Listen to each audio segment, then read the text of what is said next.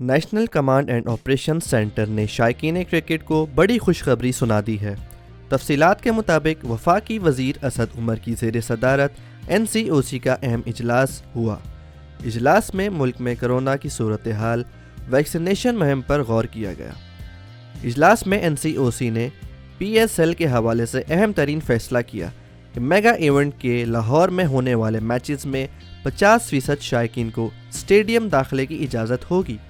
NCOC کے فیصلے میں کہا گیا کہ 15 فروری تک ویکسینیٹڈ 50% شائقین PSL میچز اسٹیڈیم میں دیکھ سکیں گے، جبکہ 16 فروری سے 100% شائقین کو میدان میں آنے کی اجازت ہوگی۔ NCOC کے اجلاس میں فیصلہ کیا گیا کہ 12 سال سے کم عمر بچے بھی اسٹیڈیم میں میچ دیکھ سکیں گے۔ اس سے قبل national command and operation centre نے پاکستان سپر لیگ کے 7ویں ایڈیشن کے پہلے مرحلے میں 25% تماشائیوں کی شرکت کی منظوری دی تھی۔ اسٹیڈیم میں چہرے کو ماسک سے مسلسل ڈھانپنے رکھنا لازمی ہوگا۔ ہدایات کی خلاف ورزی کرنے والے شخص کو اسٹیڈیم سے باہر نکال دیا جائے گا۔ یاد رہے کہ میگا ایونٹ کا دوسرا مرحلہ 10 فروری سے قذافی اسٹیڈیم لاہور میں کھیلا جائے گا۔